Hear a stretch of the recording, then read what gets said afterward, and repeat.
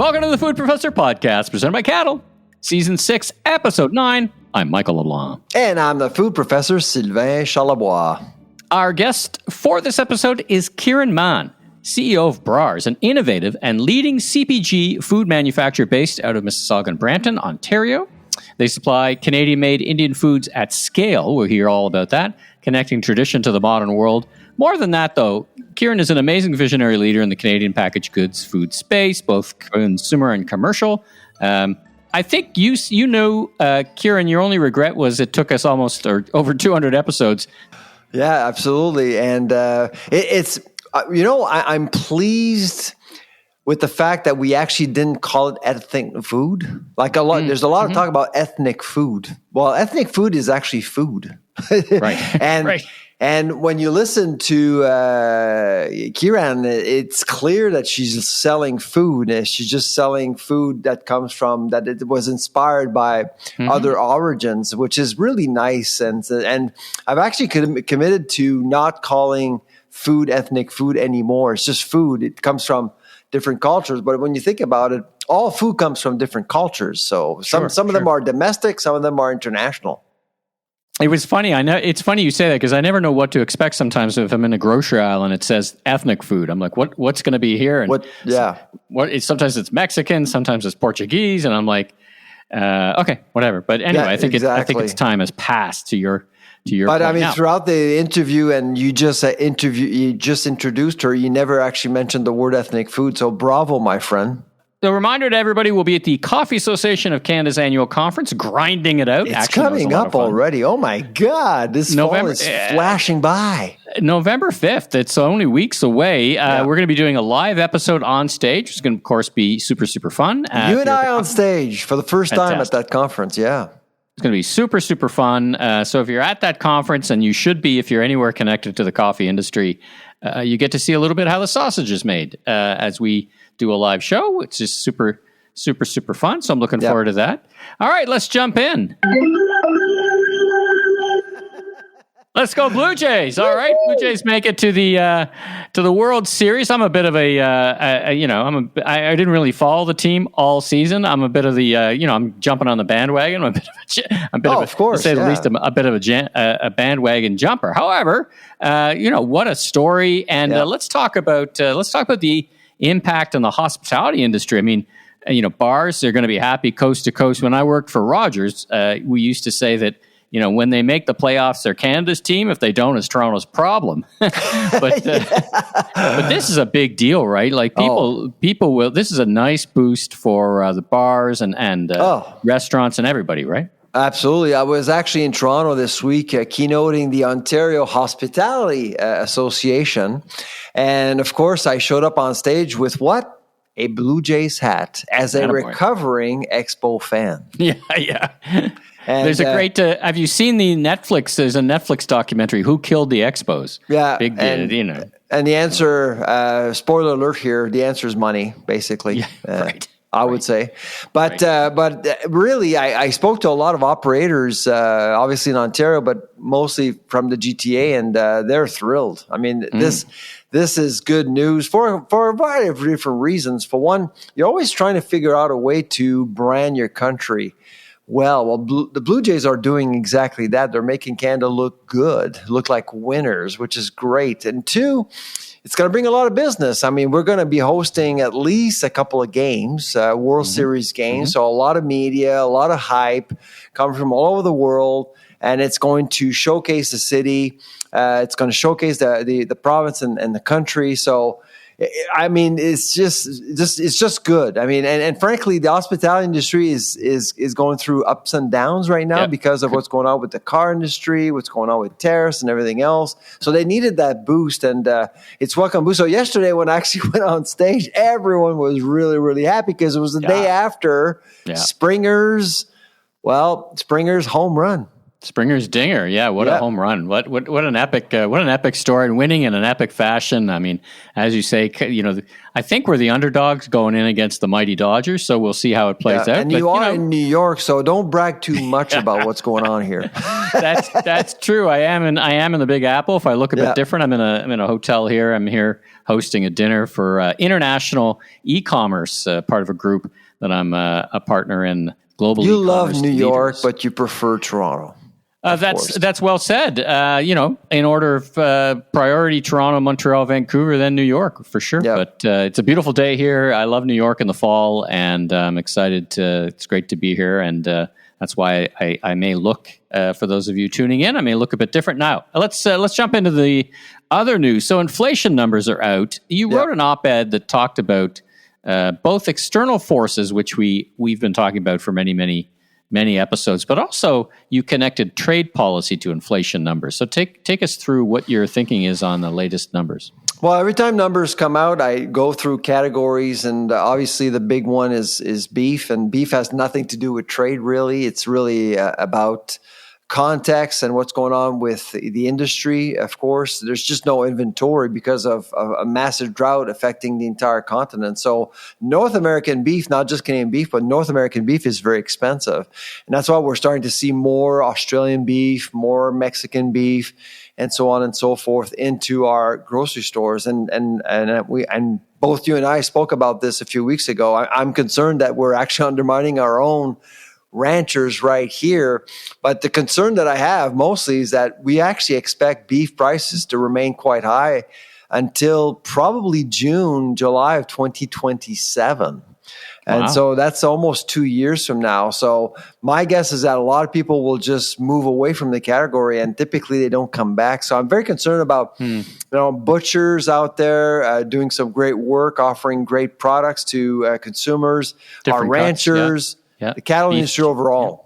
And so that's certainly one thing. And of course, we learned that this week Mexico will start buying Canadian beef again, and I saw a lot of, and I think you actually noticed that a lot of people are concerned, given beef prices in Canada. Why the heck are we selling Mexican beef to the U.S. To Mexico?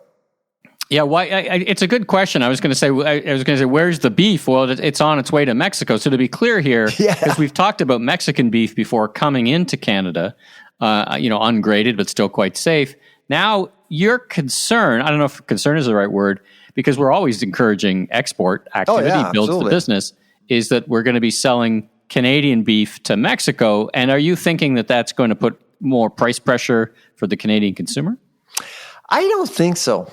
I don't think so. Prices are already quite high. And frankly, I do want to see our ranchers do business with the rest of the world. We want to diversify. That's why Carney was there. That's why the Minister of Ag was there for the photo op. I mean, to diversify is a good thing. So I'm not, and frankly, I do think that if people want to buy beef, they will buy beef no matter what. The demand for beef right now is quite elastic, to be honest. And at where we are at. So that's certainly one thing that caught my attention with the inflation data. The other thing is all the pantry folk stuff, central, what's in the center of the store, dry goods, all affected by tariffs. And I was expecting prices to actually drop for that, for those categories, but they didn't, which means that really what we're seeing with counter tariffs, which are they're really a tax on food.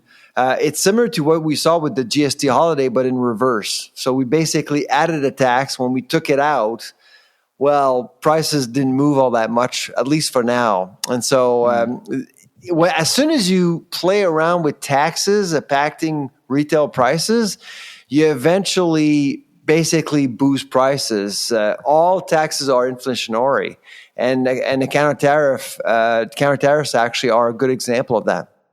Now, I remember our discussion a couple episodes ago. Your prediction was that you would see food price inflation go down because removing the counter tariffs. Yes. But is it your supposition that it's just going to take longer? It's probably going to take longer. Okay. Yeah, that's what. So I still believe that that food inflation will drop. It will take longer. And keep in mind, Statistics Canada's methodology is known to be to lag. I mean, it lags results. So typically, you would see a reflection of reality maybe 6 months, 3 to 6 months after it actually happened. So there's always a lag between the market and what is published by Statistics Canada. So we may actually start seeing food inflation drop by Christmas. But here's the thing. Saskatchewan's food inflation rate is at 5.5%, whereas in Ontario, where you live, it's at 3.5%. Now, a 2% difference means that a typical family will spend $800 more for the same food in Saskatchewan versus Ontario. That's a lot of money. Mm-hmm. Now, what does that regional difference mean? What's driving a regional difference in inflation? It's hard to tell. So I only looked at the differences between provinces. It's always around micro factors like competition. For example, a store would close and that would actually push prices higher. So I haven't really unpacked all of the numbers, but that 2% is something I haven't seen before, or I haven't seen in a while. So it's a big difference. So Quebec and Ontario have the lowest food inflation rate, whereas Saskatchewan has the highest. So after right above Nova Scotia at 5.3%, which is where I live. So again, the Maritimes are being hammered, Saskatchewan as well, but Central Canada spared. And I think it has a lot to do with the fact that there's a lot of processing happening in Ontario and Quebec, and prices tend to be a little bit more stable. Where do we sit on the global stage in terms of inflation? I don't think we're the highest, but we're not the lowest either. Where do we sit? Yeah, within the G7, we're number 3 now at 3.8% for food inflation. So above us is Japan, and I believe the other one is, let me see my notes here. It's the UK. So it's Japan, UK, and us. But within the G7, we're the only country where there's a 3-month consecutive increase. So it's been 3 months now. We've seen an increase. So we're the only ones right now. So it's problematic. I think the North American context with tariffs is really pressuring a lot of companies and many Canadian companies. Speaking of pressure on Canadian, there's pressure on many companies. Let's talk about Molson Coors, laid off 9%. Yep. I mean, does this? We started the top of the inning, so to speak. If we keep the baseball memes going, that we're saying that it was good days, a nice little boost certainly for beer consumption. But Molson Coors, what's going on with them? Yeah, I think the bloodbath continues in manufacturing. I mean, it's all bad news right now. There's a retraction right now. When it comes to beer, of course, things are a little bit different. It's 9% of the North American workforce, which is not nothing. I mean, it's a lot of people. And I think there's a lot of things going on there. In addition to the cost of manufacturing anything right now, it's pretty expensive, but also, people are moving towards microbreweries. There's more competition, and their taxes are making beer more expensive. But I think the bottom line is that people are drinking less. I mean, they're drinking less of these major brands, and so you have to restructure a little bit. And I do think that the CPG companies are basically suffering the same fate as well. People are just transitioning towards other types of products, more localized products. And frankly, there are more and more products out there that are competitively priced. And so I do think there's some of that going on right now. Well, you talked about the craft beer industry. There's some acquisition activity last week. I think Ace Brewing got bought by some consolidation. I was reading an article. I was reading an article in the Wall Street Journal in the U.S. Where the craft beer movement really, I guess you could say it began, or at least hit scale. It hit too much scale. Yeah. Like the complaint was everybody was making a beer and they just, they got ahead of their skis, if I can mix metaphors. So I think there's something in that. I think, for sure the big brands lost some scale, but also the small craft brands aren't picking it up. Absolutely. I think to your point, it's an overall decrease in the market. Now, speaking of reduction in workforce, holy jumping, Nestlé cut 16,000 people from their workforce. That is a lot. we've talked about Nestle off a couple of episodes. What do you think's going on there? Is it what you're saying that? Yeah. So restructuring, I think sales are sluggish. It's like Kraft Heinz. It's like Dr. Pepper Keurig. Kellogg's. We're piling on here. Every CPG company is looking at how to adapt to a new marketplace. I think sales are sluggish for everyone. Costs are up. The GLP-1 situation. There's lots going on right now. Big is no longer beautiful, essentially. And so we have 3,500 employees at Nestle Canada. Surely people will, some of them will lose their jobs for sure. And I think we have over 10 facilities in Canada operated by Nestle as well. So it's a big player, and it's the biggest agribusiness company in the world. So it's like McDonald's in QSR. If McDonald's is not doing well, chances are everyone else is suffering as well. So Nestle is a bit of a bellwether when it comes to CPG companies, and that's just not good. Now, how much of that, you mentioned it, GLP-1 drugs, how much of that do you put to the Ozempic influence that people are just consuming less? Like I said, I think Nestle is the only one that actually has released a Ozempic friendly line of products. So there is this recognition in public that they have to adapt to what's going on right now. And it was funny because this week I was actually reading an article about the side effects of Ozempic, and that industry is also evolving as well, because it's not always pleasant to take a GLP-1 drug, but more and more there is going to be medication to offset nutritional deficits that comes with Ozempic, for example, or how you feel, how your body is reacting to GLP-1. So it's getting really sophisticated out there. But the bottom line is that pharmaceuticals are absolutely loving it. They're basically kind of entering the food space, trying to fix problems that really the food industry hasn't been able to fix. And I do think that it really is pushing a lot of companies like Nestle to rethink things a little bit. How do we actually deal with a consumer that is drawn to another sector to lead a healthier lifestyle? I don't think it's something that they were expecting. Yeah, no kidding. We'll keep a close eye on that. Let's shift gears a little bit. I'm a big fan of cottage cheese, actually. I know it's sometimes. Oh, are you? I sometimes it's equated to like flavorless and bland, but I kind of like it. I put some pepper on it. Now, I may be struggling to get some cottage cheese, right? There's a lockout at Agropur's, one of their plants, and it's a big source of cottage cheese. Talk about it. Yeah, so it was announced last week, a lockout, and frankly, this Amqui plant is pretty significant for Canada because it actually produces for Agropur, which is a dairy farmer co-op, by the way. So in Amqui, they produce cottage cheese and sour cream. Football season, sour and Blue Jays. Love my sour cream. Yeah, sour cream for the entire country, not just for the province of Quebec. So employees have been locked out, but a lockout is a decision made by management. Well, the company is owned by dairy farmers themselves.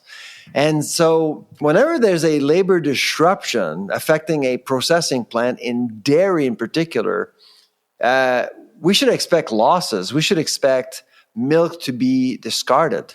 It happens all the time. We saw that during COVID. We saw that many times. My concern is that we're going to see some dairy farmers, and dairy farmers are owners of the plant, okay? And they've locked out their employees. They may be dumping some milk. My guess is that they won't report anything. They won't disclose anything as usual. But I am on radio, on shows, telling reporters, be on the lookout, ask questions, because a lockout like this can be quite disruptive. Of course, on the other end of the spectrum, you have the consumer. You consume cottage cheese. I love cottage cheese, sour cream. So you may think, well, I'm not a big fan of the Agropur sour cream or cottage cheese. Well, guess what? If you take away one one competitive element, chances are prices will go up for everything else because you have less inventory. So we're not expecting prices to be affected right now, but if this situation lasts, we can actually see prices go up for both sour cream and cottage cheese in Canada specifically, not just in Quebec. All right, well, let's take a break now. And first, we're going to hear from our amazing sponsor, Caddle. And then we're going to get to our interview with Kiran. And then we'll be back to wrap up going to ask you about deadly doggy snacks and a new food addition to the meme stock universe. Need fast, reliable Canadian shopper insights? Meet Rapid Response, Caddle's most popular survey tool. In just 5 questions, you can reach any audience in Canada, French, English, or both, with results delivered in as little as 5 business days. Whether you've got a big retailer meeting coming up or need quick, credible data to guide decisions, Rapid Response gives you expert research and a powerful Excel-based dashboard, all for just $2,500, with subscription options that can save you even more. As a listener of the Food Professor podcast, your first Rapid Response is free. Just email at insights@caddle.ca and mention the Food Professor. That's insights@caddle.ca. We have a special guest today joining us for the show. It's someone actually I've known for a few years now, someone that I've actually admired, and I can't believe she hasn't been on our show before. Her name is Kiran Mann, CEO of Brar, located in Mississauga, Ontario.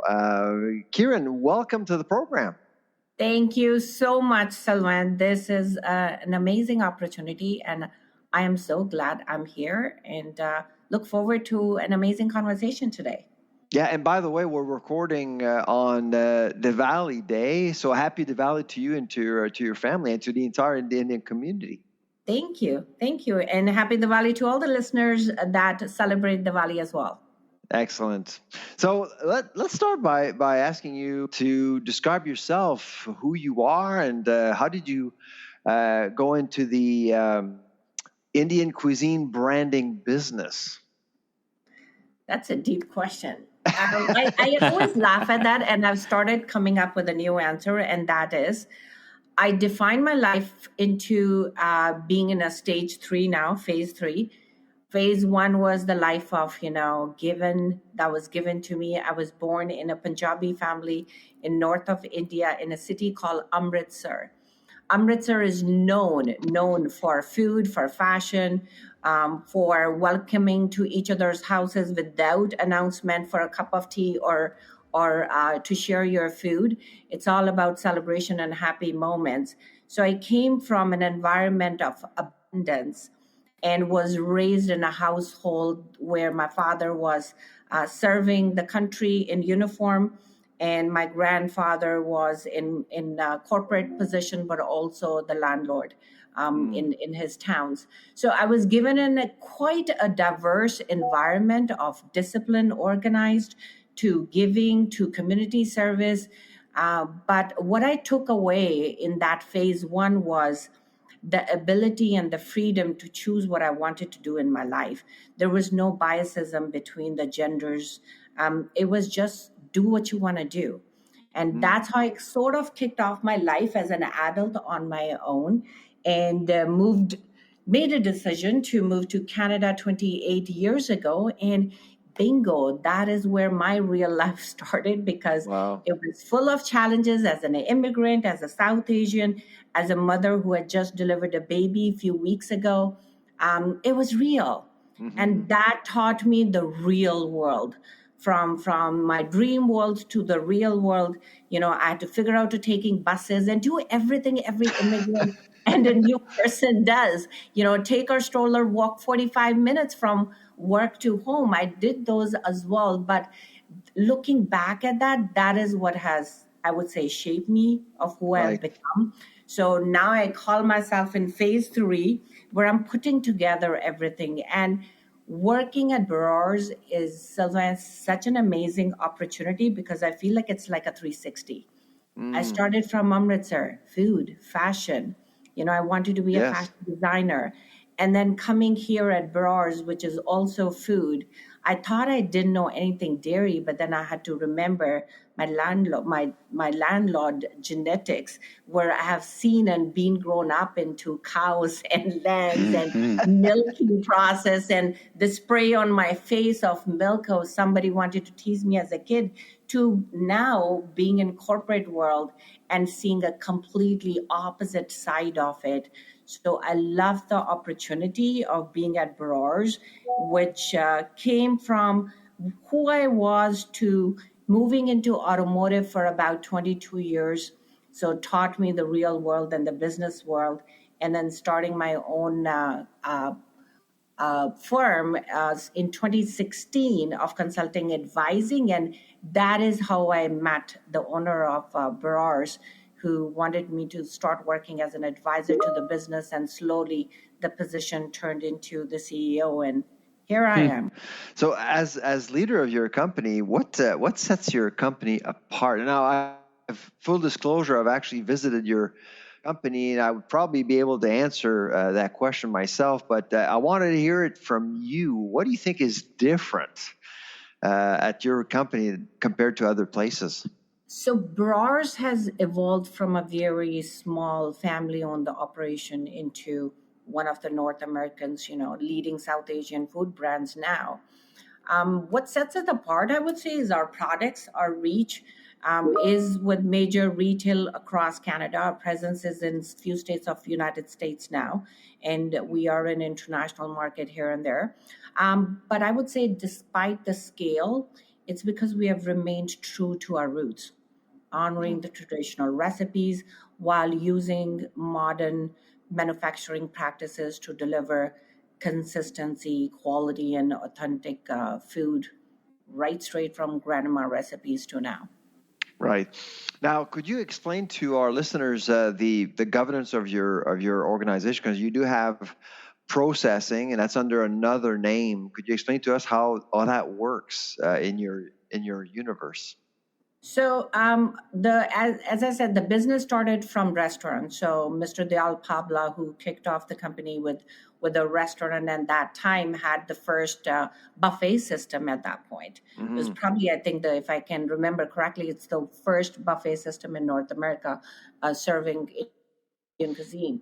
It started from there, and as time flew, and the brand had earned a loyalty and love with the consumers, and the next generation came into picture, and his one son, Harj Pabla, he took the company then to the manufacturing side and opened up at a small plant, started with one product at that time, and then from there to now, few years after 2017 is where we moved at Statesman, where we are currently with 180,000 square feet, where the main manufacturing of dairy products, snack products, and sweets is done.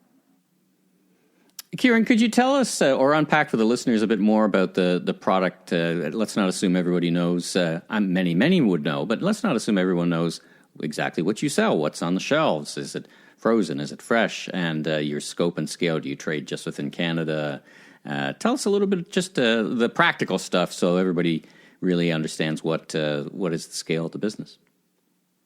So the Brar manufacturing side, we serve in three categories. From dairy, where we make paneer under the name of Brar's, but we also have a second brand, Happy Dairy, where we also have paneer, and other products are ghee. We do yogurt. We do ghee is a clarified butter, but we do yogurts. We do a few other items that all fall under the dairy category under two different brands. And then we, in the second category of snacks, our highest sellers is samosas. We're known for our samosas. Thousands and thousands are made on a daily basis. Oh, yeah. And I've had some, and they are incredible. Yeah. There is a secret sauce to how the herbs are brought from, all over the world with the high quality ingredient, and then bringing them in-house to give that experience to our consumers with the authenticity and the quality. From moving from samosas, we have burgers, which was launched earlier this year. I'm very proud of that product. It is the pure vegetarian burger with all vegetables only. and has a good chunk of protein, and we're bringing more health component to that burger in the coming time, and I will keep that secret for now till it is disclosed. And then we have many other snacks. We have aloo tikki. There's like different type of snacks that come from South Asian product lines we serve under the snacks. And then sweet, which is, I would say, the original product that Brar was known for when they originated was sweets. And we have about over 80 different products under the sweet category. We're known for our milk cake. You cannot replicate because our secret sauce is amazing. So milk cake is die for. I would say a lot of people love our gulab jamun and some other burfis that I've now served in different events that has happened over the dairy with different cultures sitting in a room. And I was very surprised to see how the traditional authentic flavors were actually loved, because everything is just milk, sugar, and ghee. That is what I love and stand for, Brars, is there is nothing more than that. It is made how grandma used to make when I visited my country home as a young kid. Except with a little more volume. Now, speaking of which, I know yeah, a little bit more volume. Now, I know you, I came across your brand at A1 Cash and Carry, which is kind of local to me. Where else can folks find your brand? What's your distribution look like? Our products are available at all main retail stores across Canada. They're also available at grocery stores that are local grocery stores. Typically, a lot of South Asian grocery stores for sure have it. We distribute through our distributor for food service, that category as well. But yeah, go to any local retailer and you will find our products into the shelves, into the frozen sections. And don't miss checking out the samosas when you go into those hot plates where the rotisserie chicken is served. Now you see a brown box of samosas, hot, ready to take. Well, let's talk about. Thanks for giving us the foundation of the company and scale and scope. What does innovation look like? You've touched on it a little bit with your newest product. I don't know if your newest product. You're probably doing a lot in the queue, but the burgers, the total veggie burgers. But what is innovation like, and how does it happen? I mean, you've got. What does the whiteboard look like? What's your role? What's the team's role? Do you tap into your grocers? Do you tap into your partners, tap into your customers, tap into your employees? Talk about how innovation works. So a couple key things. For us, innovation means like you said that, it was grandma food, but now it's just a higher volume, bigger volume. So for us, it is how do you preserve those recipes and old tradition and bring innovation and technology to serve your customers and also allow it to, travel a distance or be in the fridge for a little while before it's going to get bad, and do it without adding anything into it for giving that shelf life. So for us, innovation is into bringing those old ways. If I remember correctly, in my young time, I remember going to my grandma's house and she would boil milk and rise it up in a clay pot up in the air. And I would say, Grandma, why is it up there? And she's like, oh, it gets cold in the night. And when I put it right here, the milk is not going to go bad. And I'm going to make you all your yummy stuff tomorrow. And I remember that part. And so it was so amazing to see Brars was doing that. And it allowed me to bring even my thoughts into it of what Herj has actually started since he kicked off the dairy at Statesman. It is the recipes that are created with the innovation, and all we're doing is working around the time and the process to preserve those shelf lives. So that's our key part. And as I would say, at innovation at Brars, I would say we are very particular for respecting our tradition, but figure out how to solve the modern problem. That means in today's world, when people are more health conscious, we're dealing with multicultural people around us, and sustainability is driven. The focus is for us, clean label ingredients, be transparent, shelf life that is innovative, and functional food where our products can go far with the grandma recipes, but then also come up with sustainable packaging and production practices, or products that serve the younger global engaged consumers right now. As far as I would say my role in innovation is to literally set the strategic direction. I believe in the word who. So defining who I am, who the family is, who the organization is, who the brand is, and bringing them all together to ensure there's an alignment and shared brand values. Okay. And then after that, voila, the amazing team that takes over, they bring up their ideas to how to take it to the real world and do the research, the formulations, the recipes, till we figured out what we are trying to achieve and test the market from there on. So last question, I'll pass the mic over to Sylvain, is just about the nature of your leadership. I mean, I appreciate you setting the strategic direction. You're talking about technical and functional innovation, but what does that look like on the ground, so to speak? Like, what's your process for leadership? As scaling any organization, leading any organization these days, you certainly have to be agile and have lots of perseverance. But what else do you put in that recipe for leadership? So before I answer that, I'm going to throw in the mix of something that I believe in. I believe as a leader and as an organization, you are the soul of everything. I also believe that your leadership team is your mind, who's going to take what you want to create. And I also believe your employees are your body. They're the organs.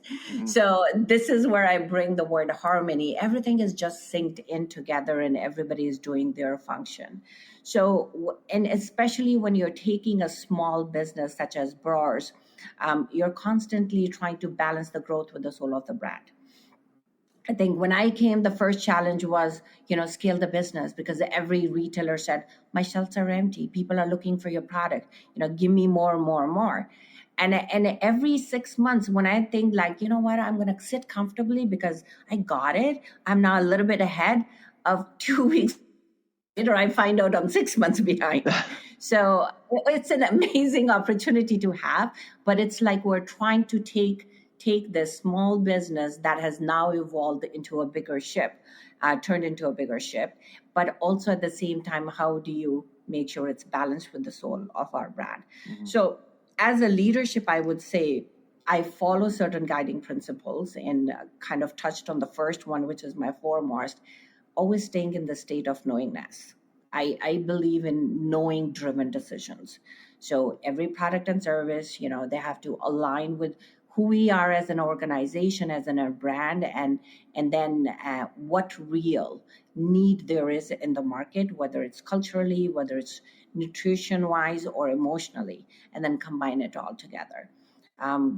Secondly, I would say I would believe with my people and processes, which is a must-have to have your right people at the right time, doing the right thing. And that allows you to take their passion and combine with your organization's passion. And when that combination happens, there's a lot of autopilot things that start kicking off because everybody's very driven at that point. Thirdly, I would say kind of long-term thinking over the short-term gains. We believe in the long term. So we believe that we invest in trust, and I would say not in trends. I would say that would suffice our thought process.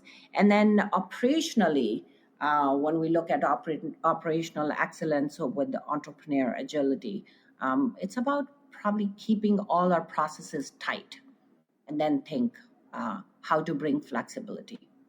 Because in our world and the product lines that we have, even though we're moving in one direction, we always have to have the room for flexibility to keep on. So that goes from all the way from the top to the leadership to people to the front line, bringing it all together. And yeah. What's striking about your definition of leadership or how when you describe your leadership style compared to other conversations we've had over the years is you bring forward the concept of harmony. which is really, I don't believe I've actually heard another leader saying that. And I just wanted to ask you how important harmony is, or harmonic system is a term I think you use often in your business. How important that is to your style, to your business, to the future of your company?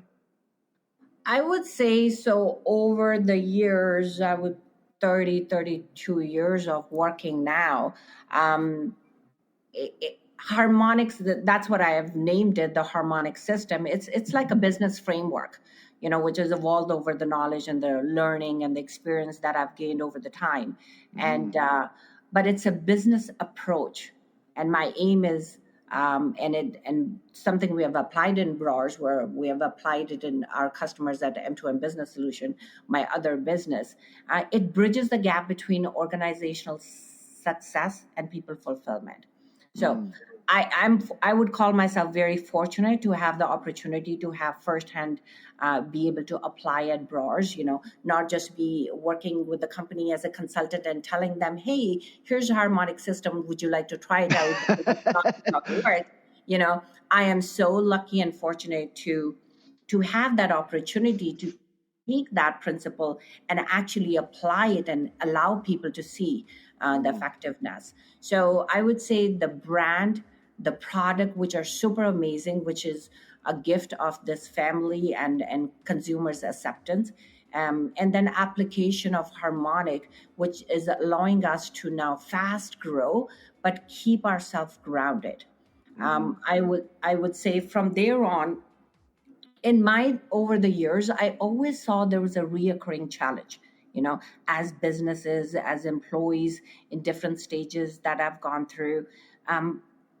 There is a gap between what people go through on a daily basis and what we put on print as a vision and a mission of a company and what we aim to achieve. And it's like everybody's in a vicious cycle. Every day you wake up and you plan that, God, I'm going to have an amazing day and this is what I'm going to conquer. You walk in through doors and then you get trapped with somebody calling you in this direction, another calling you, and it's 5 p.m. And then you're like, oh, I still have 10 things that I wanted to do today. It's that cycle that we all are trapped because of the speed and the constant change that we are surrounded with. And then come Friday, and then you sit over the drinks or beers, and then you're talking, you're venting out. This is what happened in my life. And it's the whole ecosystem, from you to your superiors, to people that report to you, to your customers, to your suppliers, your partners outside. Everybody in the ecosystem, internally and externally, is working. And then there are gaps that we constantly talk. We vent out on Friday evening, and then Monday we restart. So I always thought that, isn't there a solution for that?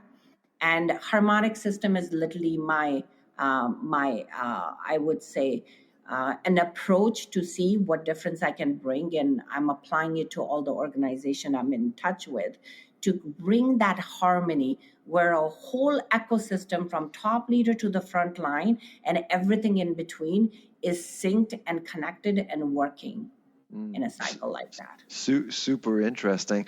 Before I actually ask Michael to take us home, where did you get your inspiration when it comes to implementing the harmonic system within your organization with your suppliers, customers, etc.? Where did you get your inspiration? Did it just come up like that and you just basically implemented it, or did it come from someone else or something else? I would say two things. I have always said in my life, anybody that asks me that question, that my life's biggest mentor will be my grandfather. My grandfather is the one who gave me in my phase one that landscape of being free and do what you want, which pushed me to think, what do I want? So in my phase two, I just explored, collected, learned, asked questions. I'm a very curious George who has million questions to people around. But it did allow me to grab and analyze, test it, drive it, and then bring together. But I would say today, sitting in phase 3 of my life, I would say it comes from within. Sitting a lot of idle time of questioning myself, doing that who and being in that knowingness. Harmonic system is built on knowingness, love, and being in present moment. And that allows you to filter the questions that we have, the challenges that we have, whether those are external, all the stuff that is happening in the business world, which we cannot control. Many of us do not have control on strategic decisions done by the country, by the government, by other bodies. But what we have control is us. So I believe in that internal side of an organization. I can control what's happening in my company. I can control pretty much about my people around me, the equipments that I have, the products I make, and I can control myself. So being in that knowingness of focusing on what's in your control, which actually does help to diminish the impact of all those external things you cannot control. Because you become so stronger inside. Instead of wasting our time and talking about the things I can't do, I cannot save a body or a human in a hospital. That's not a space I work in. But yes, I can give a really good food to make sure that I'm not contributing to that person going to that hospital. Right? So Great, it's about great philosophy. On where I belong, I would say.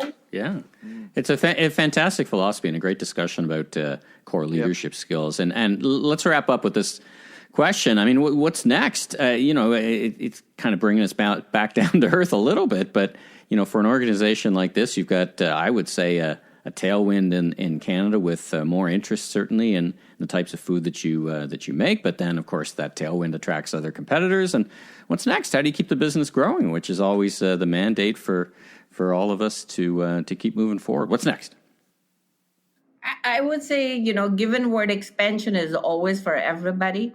We're in Canada now completely nationally, and we are moving towards more expansion in the U.S.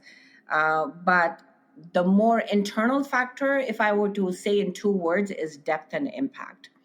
We want to go deep into what we have started into our 3 categories and then expand it to in a way where we bring all the cultures together. So we're, as I said, we're a team that believes in ecosystem. And within ecosystem, it is not just a South Asian food, that I grew up with eating in India. It's also about all the different cultures that exist in Canada.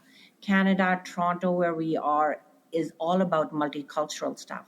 So how can I stay rooted in my Indian philosophies or herbs, which is known for the highest number of spices, and then bring the combination of other culturals, what their traditions are, what they grew up with, and kind of combine together, and what do we come up with?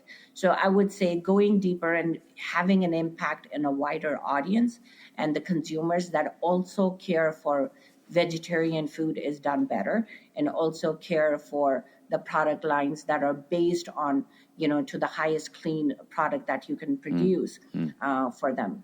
And focusing on that. Other focus would be to do all this that I just said. My focus is automation and sustainability with our supply chain. Well, for us to have a resilience in supply chain is figuring out to give a shelf life, and it can go across the borders and do the day. So our product now has exceeded, or it would be fair to say on air that it has doubled the number of days without certain. That's incredible. Yeah, very impressive. Thank goodness for food science. I think that's the team at OIC Food has worked hard over last 3 years to continue what Herge and Del Pablo had started, and bringing it a better and better shelf life, yet maintain those traditional recipes. Thanks so much for joining us on the Food Professor podcast. As Sylvain said, the good news about having you on after all this time is, what they say about planting a tree. The best time is 20 years ago. The next best time is today. So, we're making up for lost time. Thanks again for joining us on the podcast, and wish you continued success in everything you do. Absolutely. Thank you so much. Thank you. This is such a great opportunity. When I met last Dr. Sylvain, and Sylvain said, would you be open to come to the podcast? And I'm like, are you really asking me? Because I would have taken if you were telling me. I highly respect you and for the work that you're doing and everything that you're contributing, and the voice that you bring. Yeah, that is fantastic, authentic, and so it's a great opportunity. I really, really appreciate having me on your platform. Thank you so much. All right, we are back. So, another salmonella outbreak, this time with little doggy snacks. And it got me thinking, of course, about when I reach my hand into my doggy snacks and feed my doggo, Ziggy, and maybe I should wash my hands more. I thought you were just going to say when I feed myself. No. Haven't got to that yet. But some of them look pretty good, right? They're human grade. Anyway. Who's in charge of... is this CFIA territory? Is this absolutely. Is this a gap? Animal feed? Yeah, absolutely. Is this a gap? Is this one of those things where you all go approve yourself because nobody's paying attention? What's going on? Well, I mean, surveillance is certainly there, and they have to comply to similar rules as the human chain. But I do think that these situations will actually attract more attention because more and more people have pets. So we have 16 million people with 60 million pets right now, if you count only dogs and cats. People have other pets, but that's a lot of people with pets. And so I do think that industry is exploding. It's going to continue to explode. And when you see that, often you see companies, cutting corners a little bit and on food safety, or they do make mistakes once in a while. So, sure. So I mean, recalls will continue to happen no matter what. It's just I do think that because we're dealing with pets now, it affects a lot of people. Like it affects humans emotionally, and so companies will have to be a little bit careful. Well, I tell you, I never thought of it. I never connected the dots, so I'm washing my hands a little more. So maybe that's a good thing. But and I'm not a pet person. I've actually given keynotes to pet people, and I've always, my first question is, I'm a human guy. Like I don't deal with pets at all. Right. Yeah, but I mean, problems that we have in our industry are similar to the human chain. It's the same thing. Okay. So there you go. Last but not least, we've talked about Beyond Beef, and they've rise and fall. I mean, about a week ago, they were a penny stock. I wasn't sure they were going to make it. And now their stock roars ahead, 146%. Yep. God love percentages. They're now a meme stock. What do you make of this? Well, I mean, I've never bet. I didn't bet against Beyond Meat. I did bet against their marketing approach to beef and how they saw themselves, like how they wanted to position the company as a replacement to a product that people love. I never saw the winning strategy in that. So you can tell that they've actually toned it down a little bit. They've actually changed their approach. They're more modest, but they're having some successes in QSR for sure. In food service, there is actually a lot going on there. So I'm not entirely surprised that things are going better. And frankly, the company was right-sized. And so based on their cost structure, it's more efficient and making money. So that's helping. Well, as a matter of fact, I had one of their delicious burgers Tuesday night. I'm a big fan of their and it's product. Better now than 6 years ago. 6 years ago, it was not very good, but they've actually changed their formula. So yeah. So for people out there who've tried the Beyond Meat product a few years ago, you'd be surprised. Things have changed. Yeah, try it again. In fact, they reformulated. If you had it last year, it's actually been reformulated to be more healthy. So, but it's not going to replace beef. It's not going to replace meat. What it does, though, it democratizes protein, allowing people to offer a multi-dimensional menu, a more, I would say, diplomatic menu. If you're hosting 10 people, one of them is a vegan or a vegetarian, well, you're not serving the same thing to everyone. You can actually adapt your menu for that person or the two people who aren't eating meat. And that's a good thing. So everyone's happy. Everyone's eating what they want to eat. Well, surely, though, I mean, if you're telling us that beef prices are going to be high until at least the summer of 2027, it must be a tailwind for Beyond Meat and protein-based, plant-based protein problem burgers. with that, hybrids, Kieran's got one. The problem with hybrids with like Beyond Meat, they're pretty expensive. But if you buy lentils or chickpeas and you make your own, well, that's different. So tofu sales are doing very well. For example, hummus, which is another source of protein. Those are very popular vegetable protein sources. So sales are really strong these days, and prices are pretty stable. All right. Excellent. All right. Well, this is another great episode, and it's wonderful to have Kiran finally on the show, and so many great entrepreneurs out of the Brampton, Mississauga area, as you experienced firsthand a couple of weeks ago. Yep. So let's leave it there. I'm Michael LeBlanc, consumer growth advocate, media entrepreneur, and you are? And I'm the food professor, Sylvain Charlebois. Safe travels, everyone. Greeting from the Big Apple. Take care.